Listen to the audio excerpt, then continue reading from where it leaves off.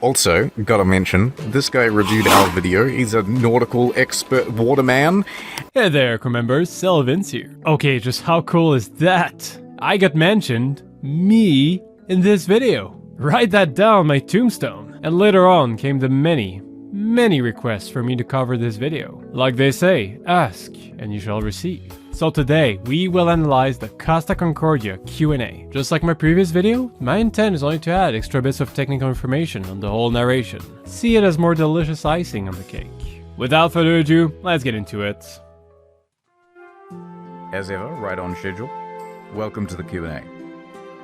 For the structure of the video, we originally had a bunch of different title cards, but as we made the video, it didn't flow properly and it kind of ruined the rhythm of everything, so we're going to repurpose them here and show you a bunch of other cut assets too.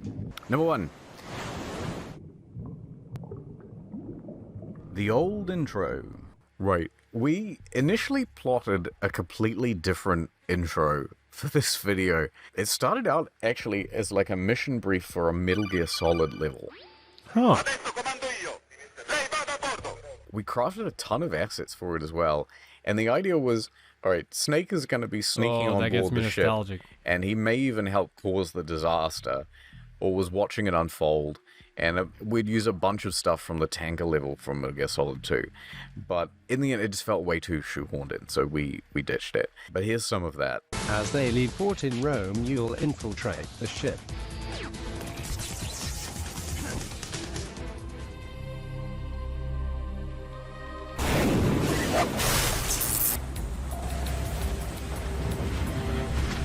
We use a lot of text-to-speech because it actually saves having to record, re-record, then cut down the audio, recut the audio, put new stuff in, blah, blah, blah. So it's way easier just to do text-to-speech for a lot of this stuff. And then only when things are finalized and we need the timings, we do the real VO. Yeah, so you get the idea. With proper timings, maybe it could have worked, because it gave us an excuse to explain it and keep the high energy there. But then it started to fall apart, and the scope started blooming, where I was trying to turn Sir Morton into Olga. Yes, they are all planted. You will be on the helicopter out of here now. And then I realized, okay, this whole thing needs a revamp. I think they made the right call here. It would have been confusing in the long run. But I gotta say, having a Metal Gear version would have been solid. Get it? Yeah, okay, that was bad. So one of the editors was working on the outro scene, which was Titanic themed, and I sort of had a chat with the historian. Went, okay, what do we do? How do we fix this? And then we decided, look, let's just make the whole thing Titanic themed. And then all the rest just fell into place.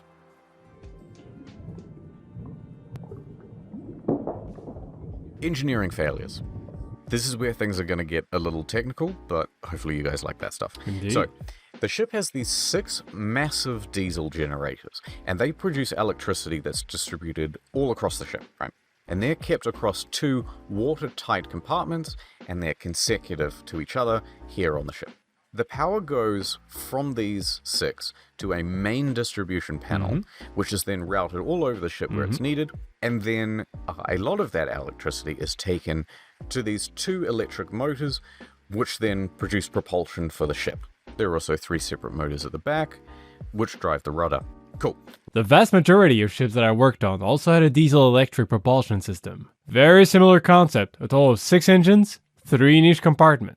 What's cool with that type of propulsion is the diesel engines are turned on only as they are needed. And if an engine is lost, the remaining diesel engines can still provide power to the propellers. For the propulsion, they're absolutely right. The electrical motors will use the vast majority of the electricity to turn the shafts. And I mean, the vast majority. Let's say we could cut off all the other components that consume electricity. The lights, the heaters, the pumps, etc. That would barely make a difference. The propulsion system consumes an absurd amount of power. Now, a tiny thing I would have specified is that the separated motors at the back don't directly shift the rudder. They power hydraulic pumps connected to the steering gear, which then generate hydraulic pressure through pipes to pivot the rudder. But I'm just nitpicking. The diagram is amazing. Very easy to understand, very well presented. Let's play out an emergency scenario. So your generators go down. What should happen is that the emergency power supply kicks on, which is powered by an emergency diesel generator. This thing is way smaller than these 6 big lads, right? It'll give you lighting, it'll give you comms, it'll give you crucial stuff, but you're not driving the ship with this thing. There's not enough power for that. Yeah, an engineer that I know compared the emergency generator to a spare wheel, meaning it can get you out of a messy situation, but you're not supposed to drive for hours on the highway with it. In other words, don't expect too much from it. Similarly, the emergency generator is there to provide sufficient power to the vital components of the ship. It will allow someone to send a distress signal, and it will allow the crew to go to their muster stations. But like they said, it takes 6 big engines to turn the propellers. There's no way this small generator can equal so much power. When this emergency diesel generator kicks on, it also goes through an emergency power distribution panel. That's all good, it makes sense. You need this stuff to be on a completely separate circuit. There's also backup to the emergency as well, so if the emergency power supply fails, then there's a secondary system that runs solely on batteries, but that's even more limited, so it gives you some emergency lights and the comms, and not much more than that. Now, one thing they got partially wrong there was about the auxiliary batteries. What you need to understand is that the emergency generator is dormant. The moment there's a blackout, the emergency generator will automatically start by itself. But it will take a few minutes to fully warm up before it can take over. Kinda like you when you didn't have your first coffee in the morning. So to cover that time gap, we use auxiliary batteries. They're there to provide sufficient power to the system while the emergency generator is starting. But like they said, if the emergency generator also fails, then the batteries will keep providing power to the system, but that will only last for a few minutes. There's a couple of other tertiary systems as well for like the VDR and the radio, but we're not going to get into that. So that's the design, and let's get into what went wrong. When the ship crashed, water quickly flooded into 3 compartments. 2 of those compartments housed the 6 big generators, and then the 3rd housed the main electrical panel. This is a worst case scenario stuff. Well, not only that, but the main electrical panel is generally located in the control room, which controls, well, pretty much everything mechanical, electrical on the ship. So having the control room flooded is a terrible situation. So, as designed, the emergency distribution panel kicks on, and it disconnected itself from the main panel to prevent damage. However, the damage was so extensive that it caused a circuit break between the emergency diesel generator and the emergency distribution panel. So the system detects this and it goes straight to the secondary backup, right? And it's essentially running off batteries. Okay, I'll be right back. So there's more and more contradiction about what we say about the auxiliary batteries. So I did some research, couldn't find exactly how the emergency power system worked on that ship. So I'll say this, on my ships, the auxiliary batteries were there to fill up the time gap. I personally never heard of a different system, but I might be wrong. So if we have a ship engineer listening, could you please leave a comment in the section below to clarify a situation and say if it is correct? I will pin that message. I'm sure the viewers would appreciate it. There's a lot of this scene that we had to cut out, but the engineers essentially are the real heroes of the story. They usually are. In many marine cases, the engineers are usually the one willingly facing the worst possible conditions to buy precious time. There's an old popular legend saying that the engineers wear purple on their epaulets because it was granted by the King of Britain, in honor of the Titanic's engineers who never abandoned their stations and went down with the ship. Cool story, but that's just a legend. I still love it though. They were constantly turning the emergency diesel generator on and off manually to bypass this circuit break. However, another problem. The emergency diesel generator's fan cooling system is damaged as well. So when it's turned on, it overheats. And without a proper heat exchange, the temperature just goes up and up and up to dangerous levels, goes to 100 degrees, the boiling point of water, and at that point you simply have to turn it off, otherwise the whole thing's going to break entirely or catch fire, or worse. Again, the entire electrical system of a ship is very demanding for just one single generator. Now, one thing that many people ask me regarding this case was, why was the emergency generator located directly next to the engines? In case of a flooding, it just creates a single point of failure. What's the logic? Well, fun fact. On all the ships that I worked on, the emergency generator was located above the main deck, specifically for that reason. It was around this section. But it's not a common practice on cruise ships. They tend to place the emergency generator on lower decks to free some space for the passengers' decks. In case you didn't know, I don't like cruise ships.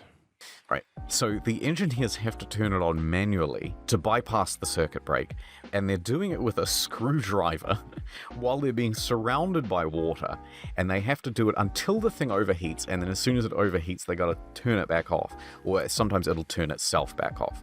But you can force it to stay on by shoving a rag in there and not letting the screw turn back the other way, which is eventually what Pilon did.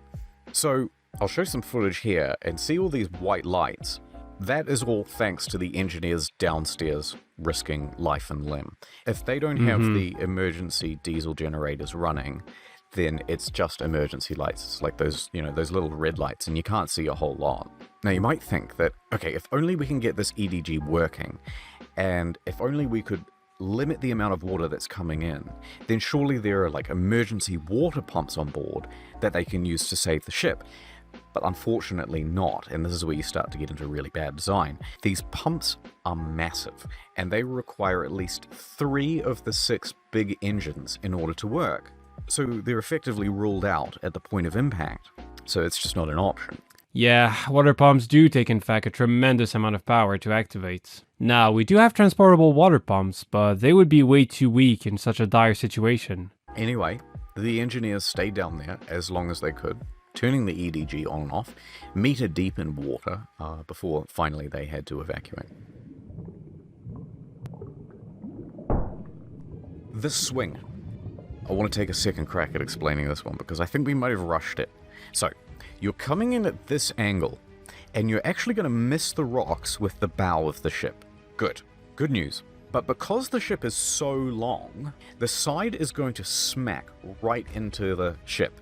Like, the back of the ship does not have the same sharp angle of turn, right? Yep, that is something that we are trained as navigation officer. When you're doing a maneuver, you must always visualize the profile of your ship and anticipate how it's going to shift. In fact, there's a technique often used by captains when they're doing a tricky maneuver. They keep their hands on the propulsion control telegraph, looking ahead.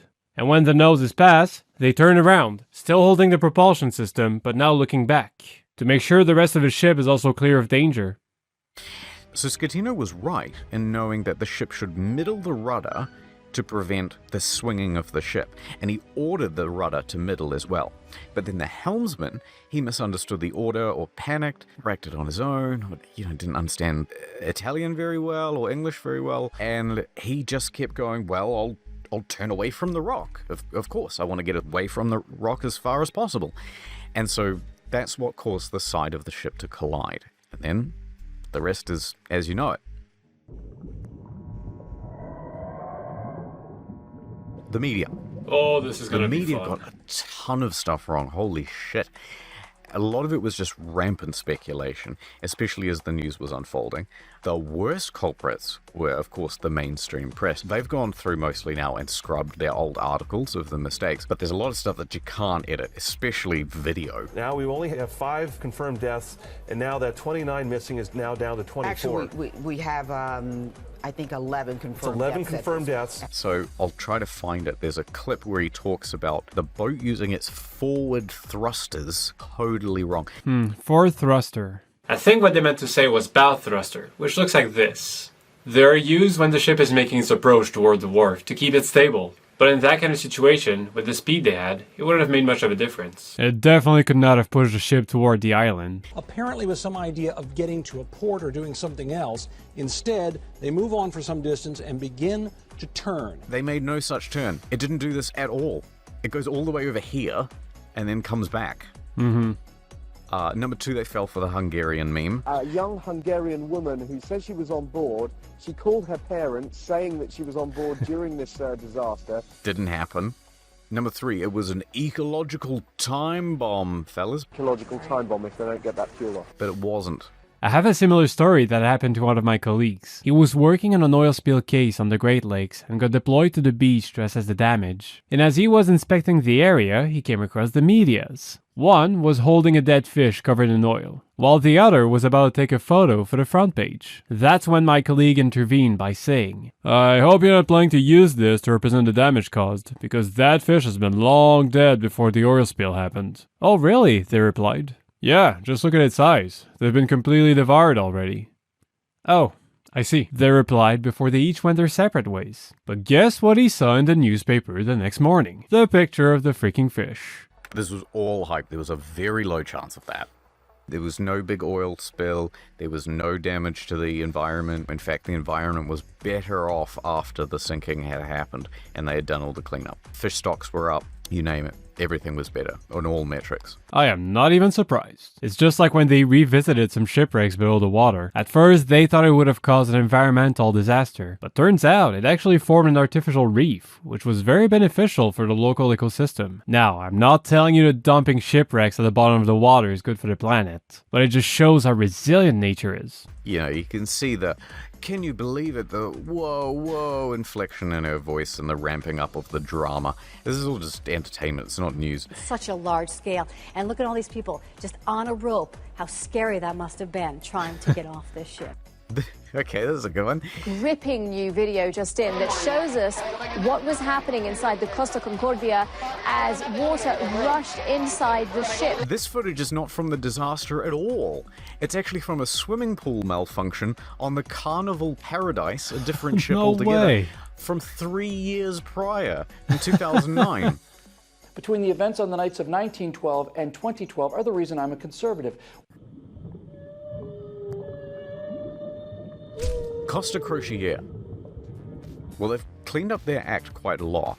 After the disaster, the company was quick to bring in independent auditors. One thing we didn't touch on is that at the time, they had this protocol running that the safety procedures would be done within 24 hours of leaving port. Yep, that's part of the international regulations. When I was a safety officer, whenever a new crew member would come on board, it was my duty to give them a familiarization tour of the ship and a safety briefing as soon as possible. Then, I would have to make them sign a legal document proving it had been done. Failure to do so could have serious consequences. And that sounds fine, but the problem is new passengers are coming on and off all the time, and Civitavecchia, which is the port they just left, is a major one. So most of the passengers were getting on there. And then between Civitavecchia and their next destination is where they had the crash. And because they were due to have the safety briefing in the morning the next day, you had, a few thousand people on board that had absolutely no idea what to do. So it's like, go to muster stations. What's a muster station? It's a bit like doing your safety procedures mid-flight instead of during takeoff. So that policy has since been changed, and now everyone has to do a safety briefing before or while leaving the port. Fun fact, I have one of my viewers who actually worked for the company a few months after the Concordia incident. His friends told him that the safety officers became insanely concerned about the safety drills. I guess, after such an event, that had to be expected. By the way, thank you for taking the time to write that comment. And pretty much every cruise line operates this way now too, which is good. They've also created a live monitoring system so that they can see where every ship is at any given moment. I don't know why there wasn't already like a GPS system that could see down to the inch where everyone was at all times. Well, they technically have. Ships have on board an Automatic Identification System, or AIS. This device broadcasts the vessel ship's position to other ships around, which is displayed on their electronic charts. But I guess what they meant there is they also added a device which will broadcast their position to the company specifically. But hitherto there hadn't been. Chalked up to maybe 2012 technology or something. But most cruise lines have this now too, but some still don't. Watch out. Along with that, they had some ecological reports commissioned, despite CNN's blustering about an ecological crisis. Ecological time bombing. There was also some stuff in the report about injecting money into the local economy, over $1 billion, but that stuff is kind of indirect and through the cleanup process. It's one of those statements you would call sort of factually correct, but not accurate. But overall, they did a pretty good job with the cleanup, and they showed a real willingness to improve things. Schettino's fate. Where is Schettino now? Well, he's still in jail. He was sentenced to 16 years, starting in 2017, and if some of his house arrest has contributed to time served, then he should be out by the year 2029, or earlier with good behavior. There was a bit of confusion between whether it was 26 years or 16 years. It was 16. The prosecutors asked for 26. We should have been a bit more clear on that. But look, honestly, I wouldn't be surprised if he was released as early as next year. The Italian justice system seems to me to be very forgiving. That's why you saw the officers only get between 1 and 2 years each, and most likely none of them did any actual jail time. Schettino's previous accidents. This bit I felt a little bit bad about because it comes across as maybe a smidge dishonest. We didn't mean for it to be, but it's not always easy to give the audience the right impression when the pacing has to be so quick. First thing, we showed this picture to people, and I noticed in some reactions, people thought it was real. And came into port too fast and caused another collision. Holy shit. But if you're a bit more of an eagle-eyed viewer, you'll notice right there in the center of the screen is text that says that this isn't real, this is from the movie Speed 2. But I guess it just wasn't enough. Yep, I got cut too. Different ship, and came into port too fast and caused Oh my another god, collision. is that? Oh, okay, that's not the actual footage. Whew. There are no pictures that we could find from the incident, so that's what we used. From the 2010 incident, when Schettino was captaining the Costa Atlantica, not the Concordia, he crashed it into the Ada Blue when in port in Warnemünde, Germany. We jumped on this as a point of information, much like the press did, but it actually turns out that the Ada put out a press release that says something like the ramp was damaged and this is really not a big deal. So, you know, maybe both of those things were hyped a little bit. I also got bumped once or twice when we were at the harbor. Similar scenario, the side ladder was wrecked. But aside from that, nothing too serious. I mean, they both happened. But I think we probably put too much of an exclamation mark on it. La Veritas Somers. What is this book about? Well, it's Schettino's attempt to exonerate himself from responsibility for what happened. He uses a lot of VDR data and court records to say, basically, look, hey, it's not all me. There's a shared responsibility here on the company and the officers. I'll give him that. A maritime accident is never caused by one mistake, but from a series of multiple mistakes. And there's some truth to that, and I think he should be able to defend himself, so if you're curious and you can read Italian, why not grab a copy? I also wanted to put out there that there's a couple of YouTube videos made by him, but I wasn't entirely sure whether to link people to this because I didn't want people going over there and just putting a bunch of spam and mean comments and stuff on in the comment section. That actually happened with Sir Morton's Instagram page when we used it as a prop, and you know, we don't really want that sort of stuff to happen, but I do think that he deserves a fair chance to have his say, so I'm going to put a link in the description, and I'd appreciate it if you'd all act in the very cool way that you do. Very cool. Be cool.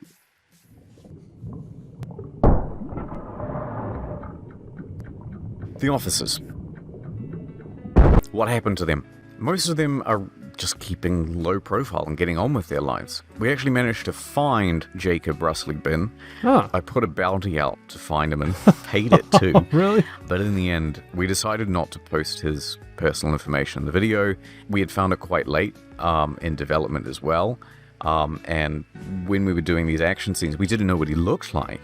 People saying he looked like this is not him. People saying he looked like this is not him. People sending me photos of him all the time. You've all got it wrong. So instead we used a Sims 3 head. And then later on we did find him, and then we decided not to swap out the heads. Because, you know, this video went out to more than 1 million people, and I just don't want a bunch of righteous actors going over there and fucking up his life. I don't like that. I see it on Twitter and I don't like it.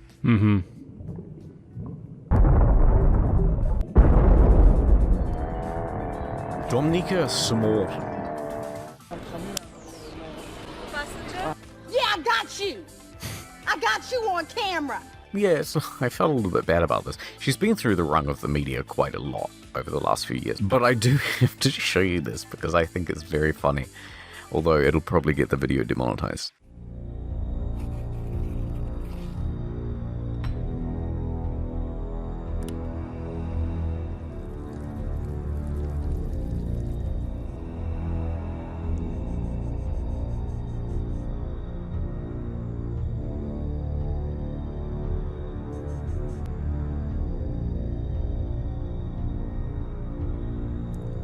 What the...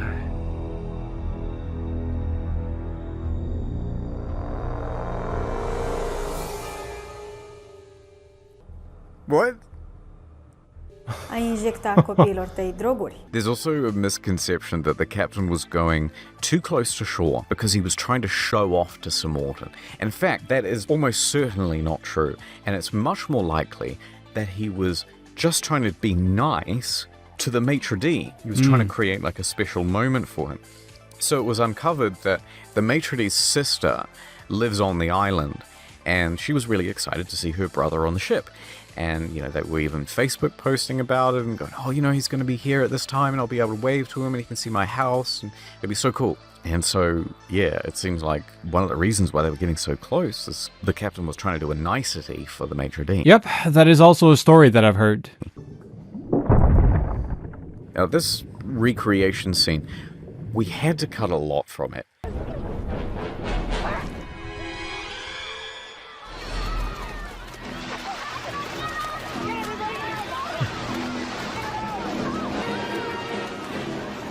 It was originally 35 minutes long. It was just way too much.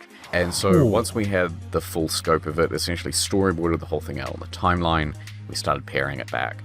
And most of the things that were cut were phone calls between the bridge and the engine room. Here's some examples. Already, this is becoming a big story. Io Carino says to the staff captain, "The situation has become unbearable. There's 1 meter of water. Also, there's water in the elevators." The conversation between Chief Engineer Pilon and Captain. Pilon says, "All flooded, DG 1, 2, 3. Just so you know, DG stands for diesel generator, and to easily identify them, engineers tend to give them unofficial numbers. 1, 2, 3, 4, 5, 6. In their jargon, it kind of sounds like this. Hey, we need to give arrest number 4. Just start number 6 instead. They just keep asking the same questions and giving progressively dire updates. The captain calls the lower deck. "Is there water?" But there's no response. Hello? An unconfirmed voice says, "Watertight doors closed. Okay, you see about the blackout. The important thing is that no water is getting in." Many voices. "Abandon ship, abandon ship, abandon." Some of the dialogue in these scenes also might seem a bit unpolished.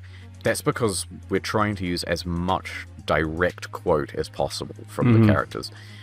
Rather than summarizing what they said or putting too much of a comedic tone on it, we figured the more we went into like the comedic route, the less it would keep this sort of intrigue and drama of what they were really saying, you know, what they were really feeling.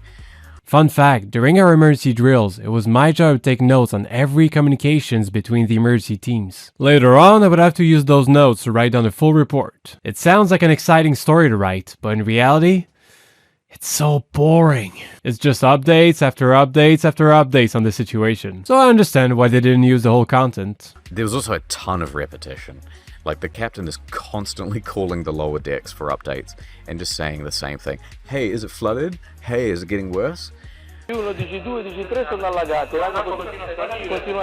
then they're just going, "No, the engines won't start. Yes, we're struggling with the emergency generator." And so it's a lot of pointless back and forth. We also cut some things that are confusing.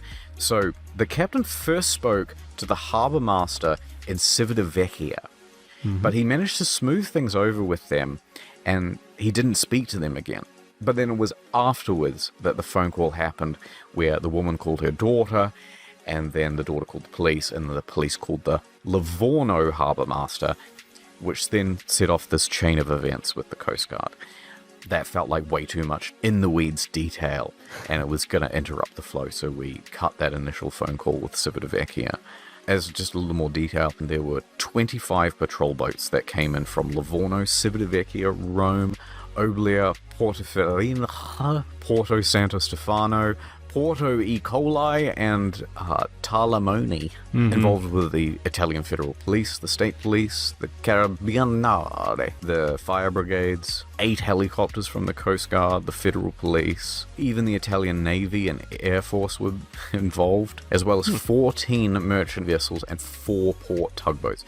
Massive operation. What you need to understand is whenever a ship receives a mayday call, they're legally obligated to provide assistance. No matter what kind of ship, no matter what they're doing, they have to change their course and come to the rescue, which results with multiple parties participating in a search and rescue mission. That is why it's important to have a good coordinator to overview the operation. And it was all mostly under the competent directive of DeFalco.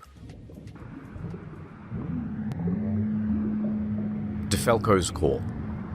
We cut this short because the section had gone on a bit too long, but these phone calls where DeFalco puts Schettino on blast are hilarious.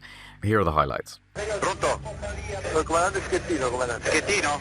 Sì. Ascolti Schettino, ci sono persone intrappolate a bordo, adesso lei va con la sua chaloupe sotto la prua della nave, lato dritto. Le è chiaro? Allora, comandante, le dico una cosa. Parli a voce alta. Allora, la nave adesso, io sono qua di fronte... Comandante, parli a voce più alta, metta la mano davanti al microfono e parla a voce alta. Comandante, allora, in questo momento la nave è inclinata. Ho capito. C'è gente, ascolti, c'è gente che sta scendendo dalla biscaggina di prua.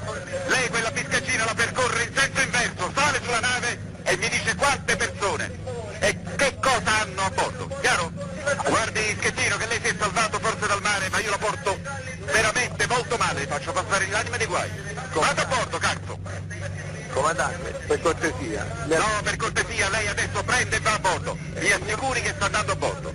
Io sto andando qua con la lancia dei soccorsi, sono sotto qua, non sono andato da nessuna parte, sono qua. Che sta facendo, comandante? Sto qua per coordinare i soccorsi. Che sta coordinando lì? Vado a bordo, mi coordini i soccorsi da bordo. Lei si rifiuta? No, non mi sto rifiutando. Lei si sta rifiutando di andare a bordo, comandante? No, sto andando. E mi dica qual è il motivo per cui non ci va. Ci sto andando perché ci sta l'altra lancia che si è fermata. Lei vada a bordo, è un ordine. Lei non deve fare altre valutazioni. Lei ha dichiarato l'abbandono nave. Adesso comando io. Lei vada a bordo. È chiaro? Comandante. Non mi sente? Sto andando a bordo. Vada. Ci sono già dei cadaveri, Schettino. Avanti. Quanti cadaveri ci sono? Non lo so. Uno l'ho sentito. Me lo devi dire lei quanti ce ne sono, Cristo. Però ma ti rende conto che è buio e che qua non vediamo nulla? E che vuole tornare a casa, Schettino? È buio, vuole tornare a casa? Salga sulla prua della nave tramite la biscaggina e mi dica cosa si può fare, quante persone ci sono e che bisogno hanno. Ora! Based on the records from the Coast Guard, Schettino hid from authorities for most of the night. Early on, when the Coast Guard first arrived with a boat, they searched around for the captain and he was already gone. He had abandoned ship while there were still hundreds of people on board. So they report to command that the captain might be on shore. So they head there. They can't find him there, so they head back to the ship. DeFalco then tells the Coast Guard to find him and drag his ass back on board. Yeah, like I addressed in my previous video, it is vital for a search and rescue mission to have the captain on board. Let's say I was on this case. Even with all my Coast Guard training, even if I had done hundreds of rescue in my career, I still don't know anything about the ship. I don't know where are the muster stations, I don't know the location of all the compartments, I don't know how to access them. The captain is supposed to assist me in all that. Someone from the Coast Guard then spots Schettino on the rocks near Point Gabbianara, and they inform the police, some of whom are down at the beach. So the police chief makes his way over there. He finds Schettino and tries to reason with him. Hey, come on, you got to go back, you got to get on a boat, you got to go to the Coast Guard. Schettino refuses. Instead, he spends the next half hour or so just watching the rescue operation. It's pretty pathetic. The police captain gives up eventually, and then he returns to port. There is some speculation that the reason Schettino did this was because he was considering throwing himself off the rocks. At least that's what one of his officers said. It's hard to know if that's true. Probably is. It'd be understandable at that point. I wouldn't be surprised. You know, I once met an ex-Navy captain who shared a chilling story. He told me that during one of his transit he made a big mistake and got his ship near the reef. And as he was desperately battling against the current, he said the only thought he had was, if I ever hit those rocks, I'm gonna shoot myself. If I cause the sinking of my ship and the death of my crew members, I'm gonna take a gun and end my life right there.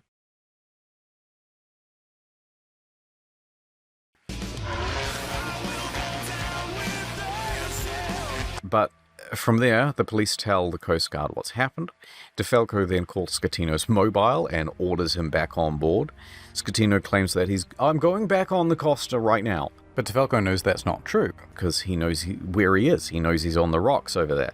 So DeFalco tells Schettino that a Coast Guard boat is on its way to his location and you'd better be bloody well on board it. And then it arrives, Schettino refuses to board it, and they give up. Then some more time passes, and then they send another boat, and eventually he agrees to go. They take him to the shore, and he's interviewed by police, and you know the rest. Mm-hmm.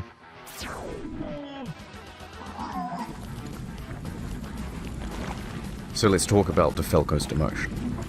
It's hard to know exactly what was going on between DeFalco and Delana. A lot of it seems to be this overshadowing thing. But there's one more factor that might have been the missing puzzle. I'm not saying this for sure, but it was a thing that was heavily speculated about. Not long before he was demoted, DeFalco had expressed public support for the victims of the Moby Prince disaster. Now, the Moby Prince was an Italian ferry which used to operate in Livorno until April 10th, 1991, when the ferry was involved in an accident and 140 people died. That's a real tragedy. It's widely regarded that the incompetence of the Italian Coast Guard at the time led to this high death toll, as well as a corrupt judicial system which essentially absolved these government officers and their mishandling of the situation, and they were able to cover up for the disaster. So after DeFalco expressed public support for uncovering the truth of what happened, he received his order to be transferred to admin. Very interesting. A lot of people considered that to be far too coincidental and that it was punishment. I am not even surprised. The Coast Guard loves to hide its mistakes. Even here in Canada, there's nothing we won't do to preserve our image in front of the general public. Captains that have caused serious accidents have been hidden away in the office for a couple of years, then put back on the fleet later. Controversial stories have simply been swept under the rug and silenced for good. This is a very toxic practice that have caused a lot of wrong. Like this. There was a fair amount of public outcry after this happened, and there were even politicians demanding an explanation as to why something of a national hero had been snubbed. Once he said, "See you later," to the Coast Guard, he joined the Five Star Movement, an Italian political party, and was elected in March 2018. And by December that same year, he was expelled from the party. What? I don't know a whole lot about it. He claims that he was expelled because he didn't vote in line with what the other party members wanted. And so today he serves as an independent. Alright, cool.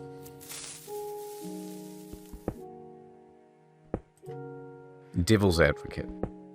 I want to put a little bit of balance in here. So, we've made some pretty heavy indictments on the captain and his character. I think it's cowardly, pathetic, but there's a little on the other side of the argument that also should be addressed. He was not the only one responsible for this crash. His staff were complacent and not following procedure. His helmsman went in the wrong direction multiple times. The ship had engineering failures like leaking watertight doors. The ship itself was doomed from the moment it hit the rocks. There was nothing he could have actually done to save it. It goes back to what I've said in my previous video. However, the court kind of hand-waved a lot of this stuff, and to me it seems like they were going for a little bit of a PR trial. So for example, admitted into the witness testimony, Ciro Ambrosio claimed that Schettino never took the con, which means tells everyone that he's in charge. But that's not true at all. You can clearly hear it on the VDR. Schettino says it. He does, in fact, take the con. Yeah, on top of that, he was the one who gave the directions to the helmsman. You can't do that if you don't have the con. So, we're not sure why he said that. We're not sure why it's there in the court record. But it sort of adds to this case of making the captain look worse.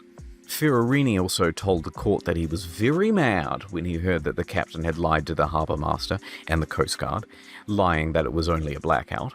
But Ferrarini was doing practically exactly the same thing. He was keeping it quiet from the Coast Guard and hoping that they could fix the problem amongst themselves. Jacob Russley-Bin, who was a critical witness for Schettino's defense, just up and left the country. He was, after all, steering the ship at the time. I'd expect for his punishment to be 16 years in prison as well. But, you know.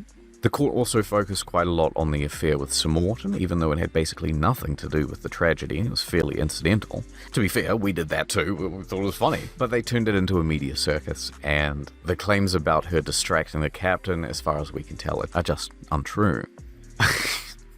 Thank you for the note, by the way. One of the editors here says, it's not like he had her bent over the steering wheel at the time. Yeah, brilliant. Yeah, couldn't have put it better myself. Schettino's lawyers eventually talked about taking his case to the European Court of Human Rights. They said that basically they'd already decided his guilt and didn't give him a fair trial, also citing that no one who was judging him had nautical experience or had worked on a large ship before. You know, make of that what you will. But, you know, they did also give all of the officers plea deals and essentially only put Schettino on trial, practically guaranteeing a conviction. Yeah, so anyway, I just want to balance out the argument there. Should he be in jail? Yes. But all these things too. Mm-hmm. I'll point out one more thing as well that might get a little bit into the weeds. Italy absolutely did not want cruising to stop. Costa Corporate got off with a little more than a slap on the wrist. It was a $1 million fine, and by the way, you better clean up your mess, was basically the extent of it. And okay, that bill added up to well over $1 billion once that was done, but there was no criminal punishment. And I think the reason that happened is because cruising matters a lot to the local economies. They were keen to see it running at full capacity once again, as soon as possible. So, with that in mind, perhaps some of the people over at HQ who should have been prosecuted were spared so that business could keep on chugging. That's also something that we do here in Canada. We tend to let most mistakes from the marine industry pass because it's bad for the economy. But on the other side, you know, if you prosecute them, then you're actually punishing these local businesses and it starts getting complicated. It's better all handled through civil trials, and they did handle it through civil trials, so that makes sense. Also, I have to point out this clip, which is a straight up, what the heck are you talking about? Because, well, look for yourself. Ng mga 10:30, dumating po siya ng araw na yun, meron kasama ko siyang babae na hindi ko kilala. Yung time po nun, naramdaman po namin na nagbagsakan na ho lahat ng mga niluluto namin sa cook. Nung si komandante, tinignan ho sabi namin, the captain was non-stop on the phone the whole time. This is all clear on the VDR. The lights were out. He didn't go back to dining. This is just categorically untrue. But, you know, the media will let anything go out. Okay guys, just a heads up. The rest of the video mostly covers stuff not really related to navigation. I decided to include it anyway because last time that is what my viewers told me they wanted. Let's keep going. Island troubles. The Concordia had sunk right off the shores of Giglio, and it was very close to their port as well. And this effectively closed things for a while, and once it was reopened, it was only reopened to a reduced capacity. And for the fishermen who worked there, it's not just a matter of, oh, you avoid it and you'll be fine. There's a ton of security, there's cleanup crews roaming around, all sorts of things that just mean that you can't come and go as you please anymore. Yeah. And of course the locals weren't too happy about it. There was this big fuck-off cruise ship ruining their slice of paradise. It had also become a hub for tourists to visit and gawk at the ship. Oh, to really? be fair, if I was in the area, I'd be sailing out there too to gawk at it. The island was filled with news reporters who would come to take photos and ask dumb questions in English.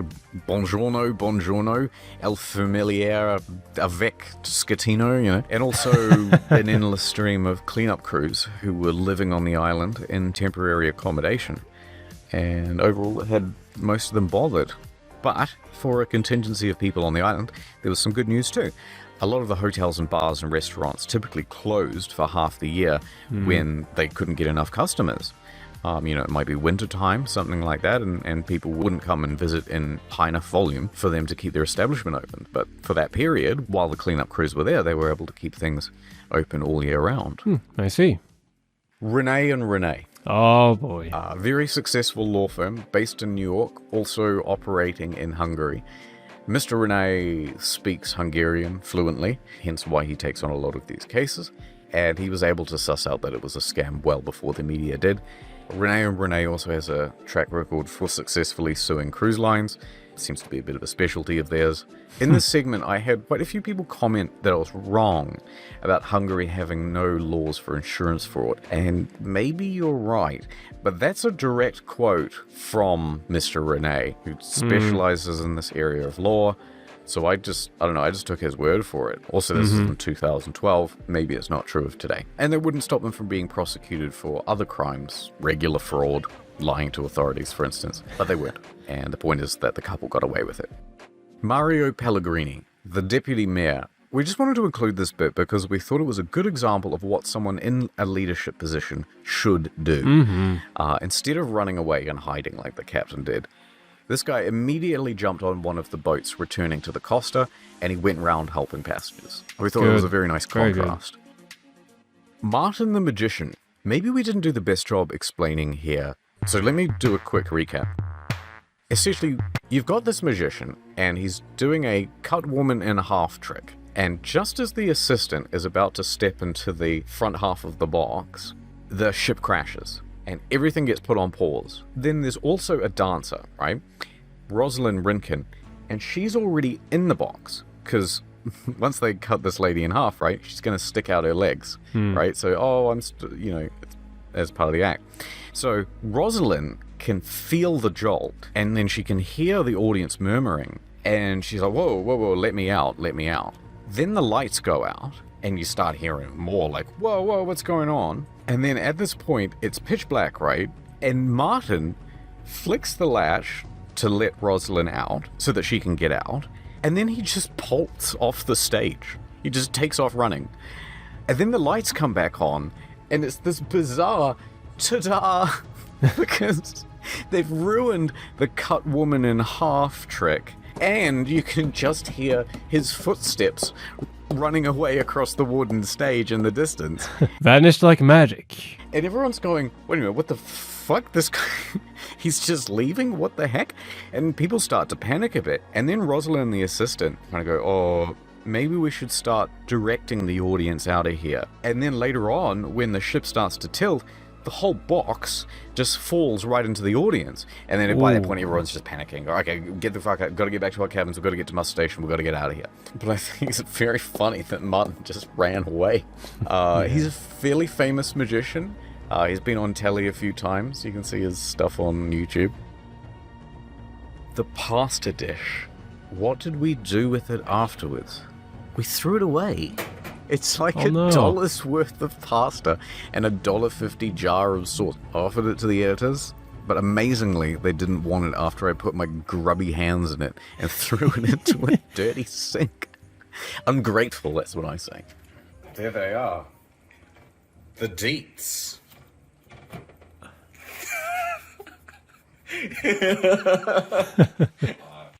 Also, gotta mention, this guy reviewed our video. Hey, it's He's me! A nautical expert. Again, just how cool is that? Thank you so much, guys. Nautical expert waterman. That sounds so much cooler than Silvervins. I sure have thought about it. What's up with Taika Waititi stealing my fucking ideas for videos? What the fuck? No one was talking about Steve Bonnet till I was. I wager someone saw that and then they just went, yeah, we'll have it. Thanks. I swear to God, if there's a montage scene in there where he like learns to become a pirate, I'm gonna be furious. Interesting. Maybe I could cover that in the future. I think that's everything. Oh, why it takes so long to do these videos, and why it took so long to get this Q&A done. There's a Q&A coming out next week on incognito mode. Right, well, basically what happened was after we missed that first deadline of a week, everything just got put on the back burner. It was like, alright, well, we didn't make it. There's actually other projects that need focus on, so we just started back on in the field, and we started working on more main channel stuff. Also, you know, this was expected to be a, hey, we'll do this off the cuff. It'll take 20 minutes, and then it's like of course, a 40-minute produced fucking edited video in the end. We had to find a lot of old assets as well. The main channel videos, I feel like maybe we just never explain why it takes so long to do these things. Here, you know what? I'm going to do a little breakdown of what each scene requires to show a little bit of our timeline. We've got all these different layers, so it's like asset on asset on asset on asset. Ooh. Anything that's green is actually another layer of assets, and most things have green on them. So if I go into this, it's just more assets. So it's even more than it first looks. Let's go to something simple, which is like the opening scene. So in this opening shot, it sort of consists of 3 layers. There is a video underneath, and that's playing of the ocean. And then on top of that, we've photoshopped out a railing. So we would have to take this from somewhere and then essentially cut everything out so that it's a transparent PNG, and then you can still see the background behind it. And then you've got Harold, and, you know, so he looks like this, and then we've essentially just put a head on a body that we've also cut out. So that's, you know, 3 layers, and then we'll have that playing, and then on top of that, we will have a nested sequence, and then the nested sequence will have a bunch of effects in it. So, for example, the opacity's increasing there, and there is a position and a zoom on that as well. So this sort of stuff might take 15-20 minutes to put together, something like that, you know, with all the cutting out and all that sort of stuff. And then that becomes, how long? 2 seconds to 9 seconds. And this is quite a long shot. You know, most of these shots aren't this long. So that becomes, and then there's script and VO on top of that. And this is like the 80th version of the script. And then music goes underneath that.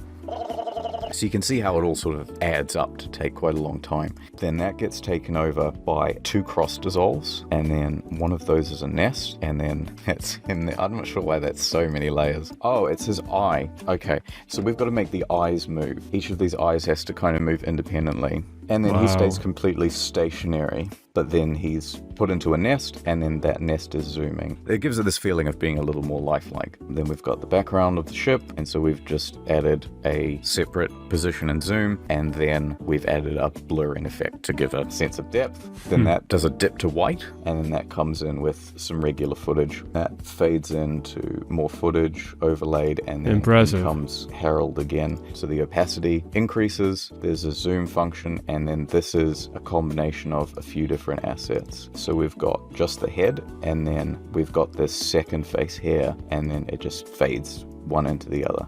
And then you take this nest, and then sound effect is added underneath. So yeah, it's quite simple stuff. There's just a lot of it. But once you start getting over here to these sort of action scenes, you can see that it becomes quite a lot. You know, let's take it from 5 minutes 30, so 11 shots over the course of 30 seconds. So that means there's a shot on average about once every 3 seconds. And then you sort of scale that out to a 40-odd minute video. You know, let's say our average shot probably isn't about 3 seconds. It might be something close to about 4 seconds.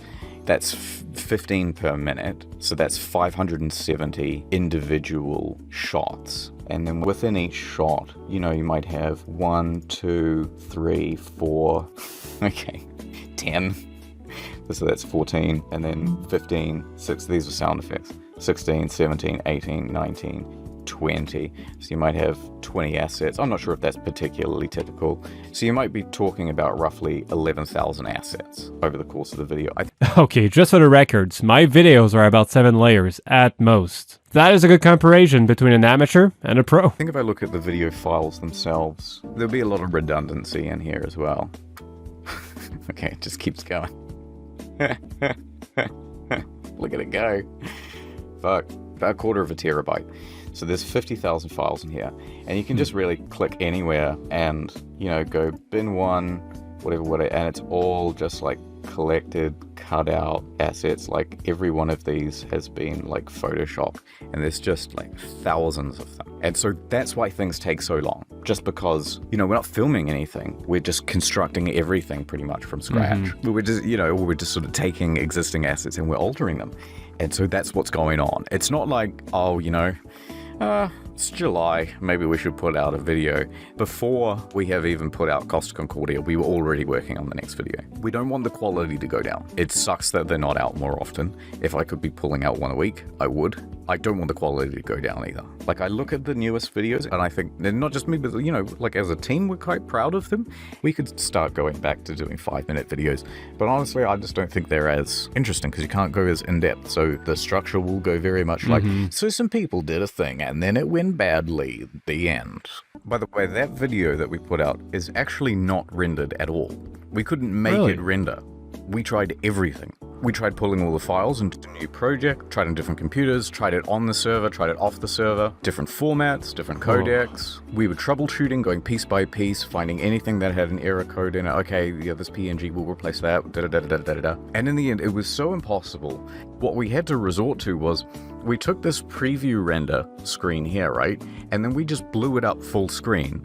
No way. Then we opened up OBS, and we just started screen recording the whole thing. So we would screen record the preview, and then we just kept going until there was a dip in the frame rate, and then we stopped the recording, and then we started it again, and then re-recorded the next few minutes. We basically did that over and over and over the whole way through the timeline, and then we took those recordings, strung them all together like this, and then cut off the overlap. And that's the video. We still don't have a proper rendered version. That right there is the reason why I did my video in multiple parts. If there's a problem with the rendering, at least it doesn't cripple the whole project. Alright, the rest covers their upcoming stuff. We'll stop the video there. Again, great content. I think we can all appreciate the hard work they put into it. Thank you for watching. If you like this video, make sure to leave a thumbs up and subscribe for extra content. And if you have any suggestion for a future video, leave it in the comment section below. And as always, sail safe.